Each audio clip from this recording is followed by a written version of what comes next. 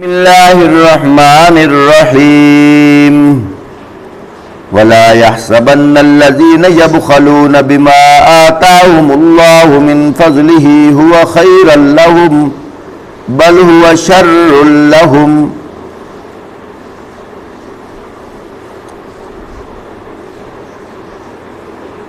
صدق اللہ العظیم۔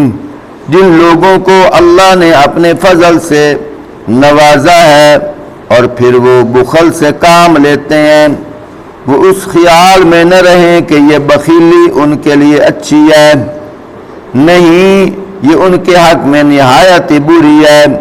جو کچھ وہ اپنی کنجوسی سے جمع کر رہے ہیں وہی قیامت کے روز ان کے گلے کا طوق بن جائے گا۔ سَيُطَوَّقُونَ مَا بَخِلُوا بِهِ يَوْمَ الْقِيَامَةِ وَلِلَّهِ مِيرَاثُ السَّمَاوَاتِ وَالْأَرْضِ وَاللَّهُ بِمَا تَعْمَلُونَ خَبِيرٌ۔ فرمایا جو کچھ وہ اپنی کنجوسی سے جمع کر رہے ہیں وہی قیامت کے روز ان کے گلے کا طوق بن جائے گا۔ زمین آسمانوں کی میراث اللہ ہی کے لیے ہے اور تم جو کچھ کرتے ہو اللہ اس سے باخبر ہے۔ لقد سمع اللہ قول الذین قالوا ان اللہ فقیر ونحن اغنیاء سنکتب ما قالوا وقتلهم الانبیاء بغیر حق ونقول ذوقوا عذاب الحریق۔ اللہ نے ان لوگوں کا قول سنا جو کہتے ہیں کہ اللہ فقیر ہے، ہم مالدار ہیں، ان کی یہ باتیں بھی ہم لکھ لیں گے، اور اس سے پہلے جو وہ پیغمبروں کو ناحق قتل کرتے رہے ہیں وہ بھی ان کے نامہ اعمال میں درج ہے۔ جو فیصلے کا وقت آئے گا اس وقت ہم ان سے کہیں گے کہ لو اب عذاب جہنم چکھو۔ اللہ اکبر۔ پیارے بھائیوں، یہاں دو باتیں قابل غور ہیں۔ ایک بات تو یہ ہے کہ اللہ پاک نے پہلی شریعت کے اندر بھی حکم فرمایا تھا زکوٰۃ کا،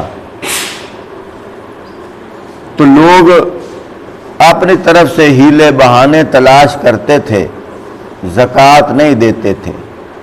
فرمایا جو زکوٰۃ کا مال اللہ کے راستہ میں خرچ کرنا ہے وہ جو نہیں دیا جاتا، فرمایا وہ دن قیامت کے وہ تمہارے گلے کا طوق بن جائے گا۔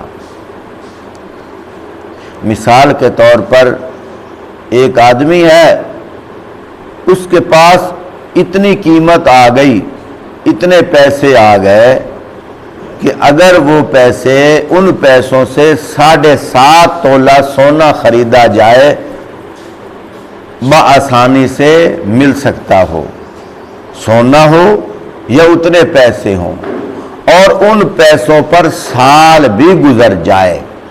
ایک بات۔ دوسری بات، ایک وہ آدمی جس کے پاس 52.5 تولہ چاندی ہو یا اس چاندی کی قیمت ہو، چاندی ہو یا چاندی کی قیمت ہو اور اس پر وہ سال بھی گزر جائے، فرمایا اس نے زکوٰۃ کا مال نکالنا ہے۔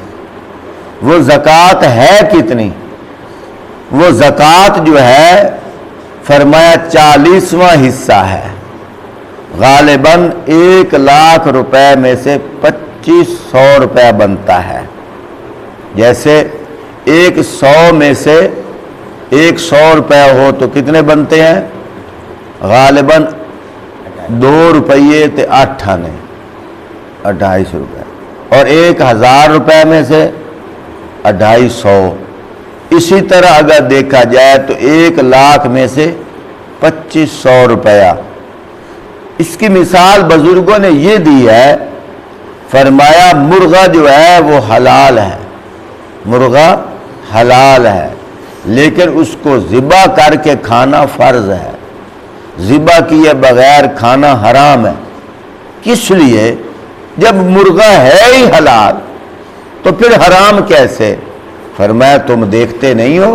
اللہ پاک فرماتے ہیں انما حرم علیکم المیتۃ والدم، مردار حرام ہے، والدم جو ذبح کرتے وقت ان کی گردن سے خون نکلتا ہے وہ خون حرام ہے، ولحم الخنزیر، خنزیر کا گوشت حرام ہے، وما اہل بہ لغیر اللہ، جو اللہ کے علاوہ کسی اور نام پر منسوب کرے فرمایا وہ بھی حرام ہے۔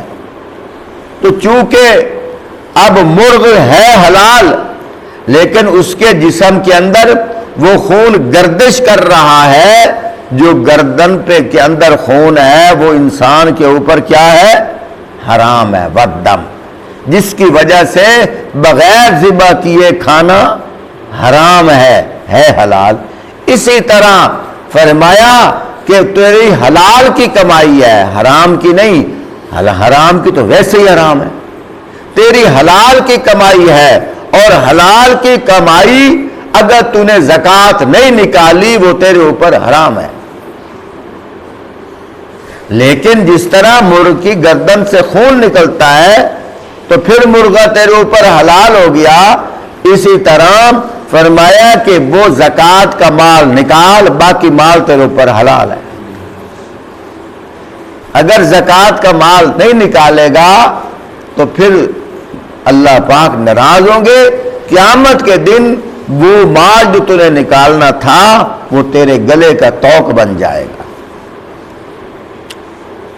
جب یہ شریعت محمدی کے اندر یہ حکم آیا من ذا الذی یقرض اللہ قرضا حسنا، کون ہے جو اللہ کو قرض حسنا دے، ادھار دے؟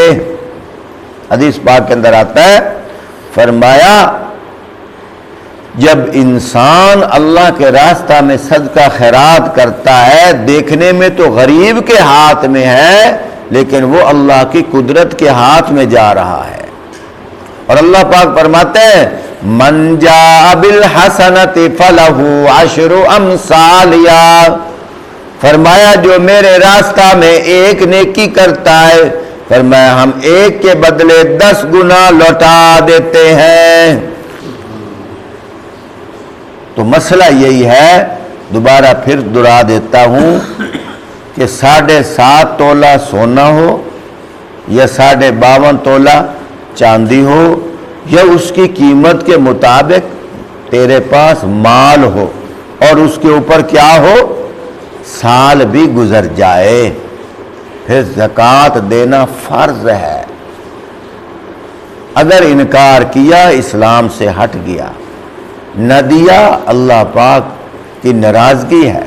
اللہ پاک خود فرماتے ہیں، اور کم و بیش 72 جگہ قرآن میں ایسی ہیں جہاں اللہ پاک نے جہاں نماز کا ذکر کیا ساتھ ہی زکوٰۃ کا ذکر کر دیا۔ وَأَقِيمُوا الصَّلَاةَ وَآتُوا الزَّكَاةَ، سورت مزمل کے اندر دیکھو وہاں بھی اسی طرح، سورت وہ بقرہ پہلا پارہ وہاں بھی اسی طرح، پتہ نہیں کتنی جگہ ایسی ہیں اللہ پاک نے نماز کے ساتھ زکوٰۃ کا ذکر فرمایا۔ تو جب یہ آیت نازل ہوئی یہودی کیا کہنے لگے، نعوذ باللہ معاذ اللہ، کہ اللہ تو غریب ہے، اللہ تو فقیر ہے۔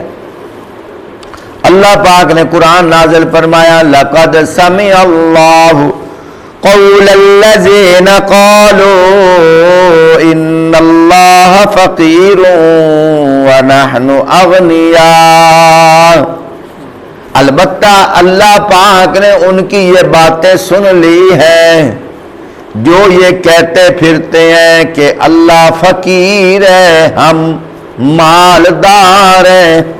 اللہ پاک فرماتے ہیں سنکتب ما قالوا وقتلهم الانبیاء بغیر حق، ایک تو ان کا یہ مردار والا، یہ ایک ان کا یہ جو ہے نا اس طرح کی جو باتیں کر رہے ہیں، ایک تو یہ بیہودہ حرکتیں مجھے اچھی نہیں لگ رہی، اور دوسرا ان کے کرتوت اور بھی ہیں، لیکن ایک بڑا ظلم انہوں نے یہ کیا ہے کہ ان کی قوموں کے اندر انبیاء آئے ہیں، انہوں نے وَقَتْلَهُمُ الْأَنْبِيَاءَ بِغَيْرِ حَقٍّ کہ انبیاء کو بغیر جرم کے یہ قتل کرتے گئے ہیں۔ یہ یہودیوں نے کثیر تعداد میں کسی علاقے میں 4 نبی آئے، چاروں کو شہید کر دیا، 3 آئے، تینوں کو شہید کر دیا۔ سورۃ یاسین کے اندر نہیں دیکھتے؟ وَاضْرِبْ لَهُم مَّثَلًا أَصْحَابَ الْقَرْيَةِ اِذْ جَاءَهَا الْمُرْسَلُونَ، فرمایا ان کے سامنے اس بستی والوں کا ذکر کیجئے جب اس بستی میں ہمارے بھیجے ہوئے آئے۔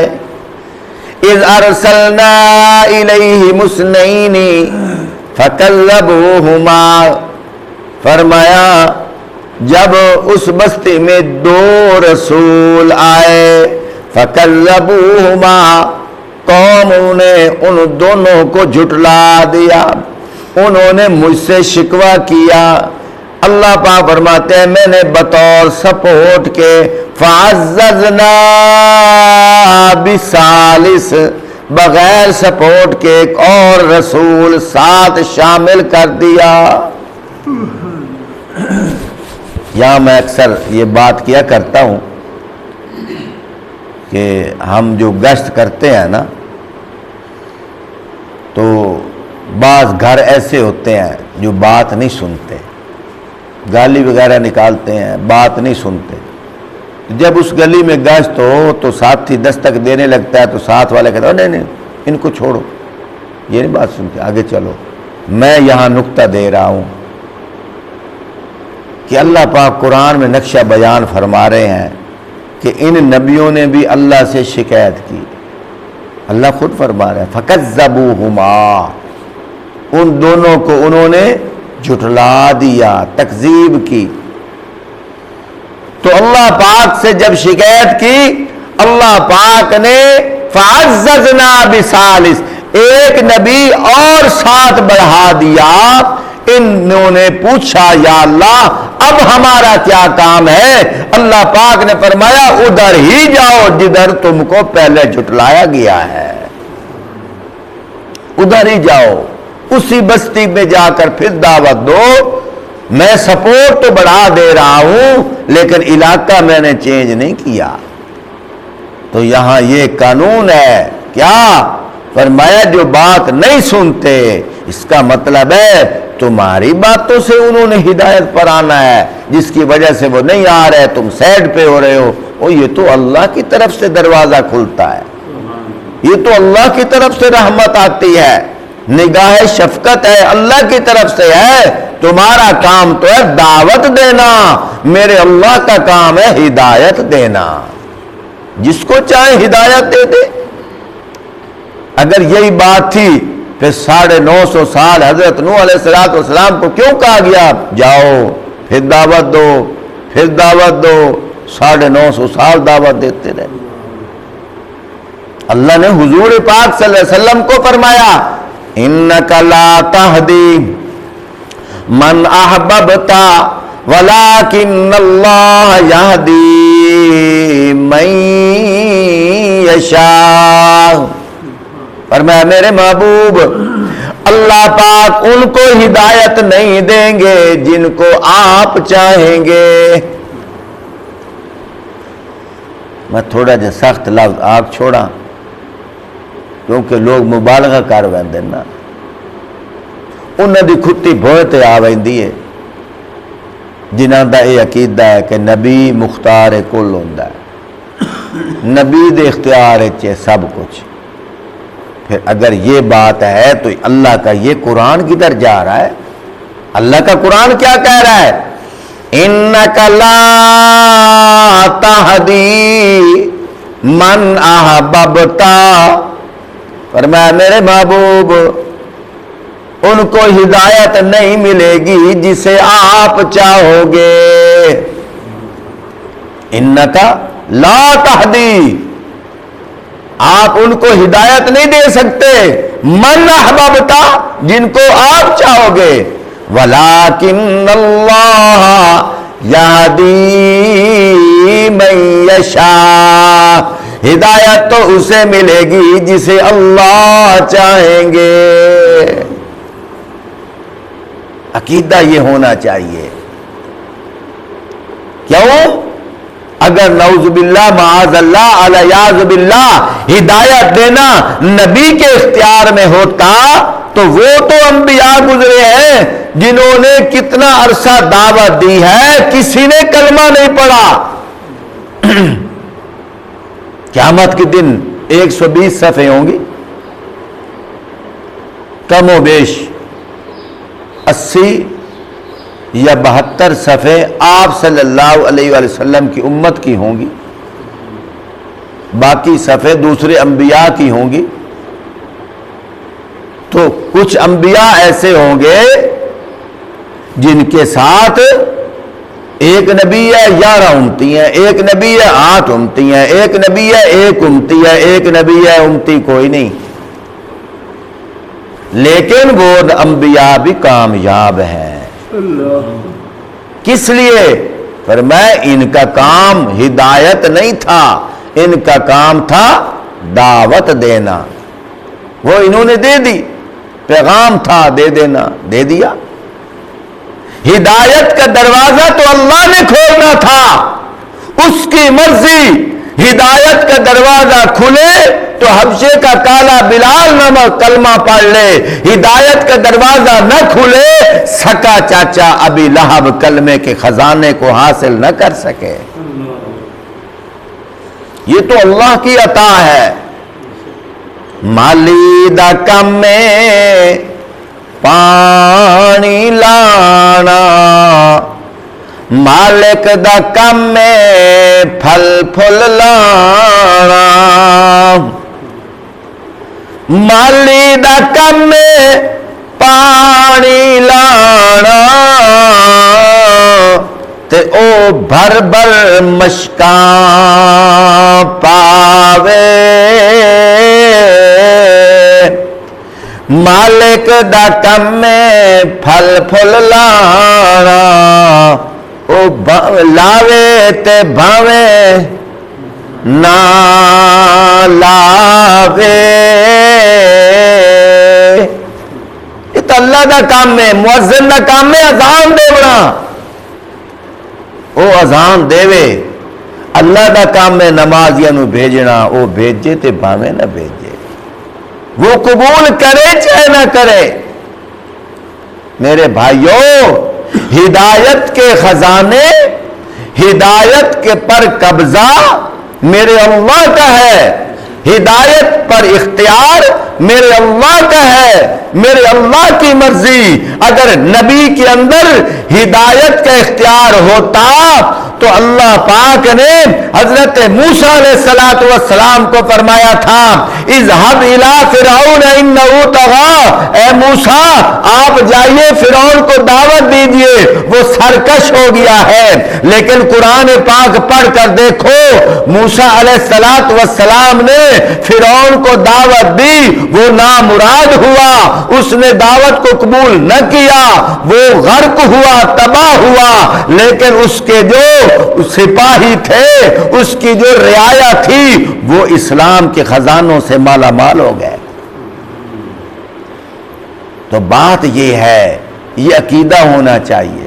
تو بات عرض کر رہا تھا کہ اللہ پاک نے فرمایا یہودیوں کی عادت کیا تھی، بغیر جرم کے انبیاء کو قتل کرتے تھے۔ فرمایا دن قیامت کے ہم ان کو سزا دیں گے، وَنَقُولُ ذُوقُوا عَذَابَ الْحَرِيقِ، فرمایا جب فیصلے کا وقت آئے گا اس وقت ہم ان سے کہیں گے کہ لو اب عذاب جہنم کا مزہ چکھو۔ ایک تم کیا کہتے تھے، اللہ پر باتیں بناتے تھے کہ اللہ فقیر ہے ہم مالدار ہیں، دوسرا تمہاری عادت یہ تھی انبیاء کو بغیر جرم کے قتل کرتے تھے، اب مزہ چکھو۔ اللہ رب العزت ہمیں سمجھنے کی توفیق عطا کرے۔